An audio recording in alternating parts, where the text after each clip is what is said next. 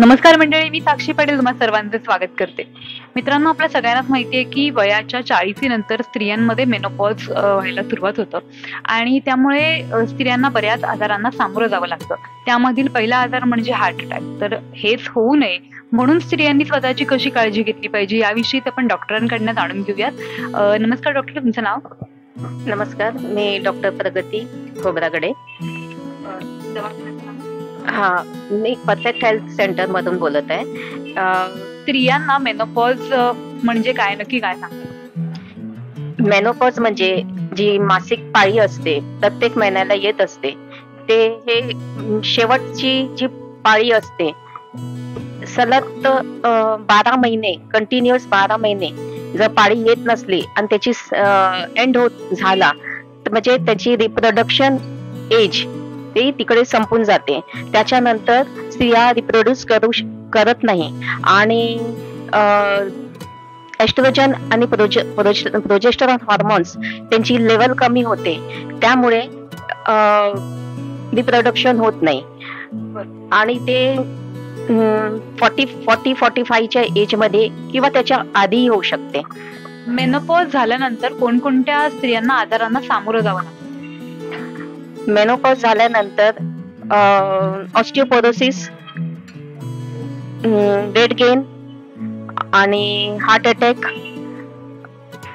आणि स्त्रियांचे mood swings होतात, हॉट फ्लशेस येतात आणि त्यांचे सेक्शुअल ऑर्गन्स मध्ये कमतरता निर्माण होते आणि त्यांची विकनेस येतो त्याच्यामुळे. मग या सगळ्यावर कशी काळजी घेतली पाहिजे? या सगळ्या गोष्टी होऊ नयेत मेनोपॉज नंतर, म्हणून स्त्रियांनी आतापासूनच कशी काळजी घेतली पाहिजे? स्त्रियांनी एक्सरसाइज करणे, त्यांचा डाएट मेंटेन ठेवणे, बॅलन्स डाएट असली पाहिजे आणि त्याबरोबर त्यांचं investigation, blood check, regular checkup असला पाहिजे. त्यांची बोन डेन्सिटी किंवा त्यांचं हाडांची जी झीज झाली आहे का नाही ते बघण्यासाठी इन्व्हेस्टिगेशन करावी आणि ह्या सगळ्या गोष्टी लक्षात. जेवणाची कसे म्हणजे डाएट प्लॅन काय ठेवलं पाहिजे तंदुरुस्त राहण्यासाठी? डाएट प्लॅन मध्ये शक्यतो ऑइली, फॅटी फूड्स खायचे नाही आणि आउटसाइड फूड्स तर घेऊ नये. शक्यतो घरातलेच पदार्थ खायचे. अनेक जण 40 नंतर आराम करूया म्हणून आराम करतात आणि त्यामुळे त्यांना अधिक त्रास होतो. त्या लोकांना काय सांगतात? त्याच्याने ओबेसिटी होणार, वेट गेन होणार, कारण की एस्ट्रोजन प्रोजेस्टेरॉन कमी झालेली असते आणि त्यामुळे ब्लड वेसल्स ची फ्लेक्सिबिलिटी ती पण कमी झालेली असते आणि त्यामुळे आराम करू नये. शक्यतो फिरत राहा आणि एक्सरसाइज करणे आणि स्वतःला फिट ठेवणे.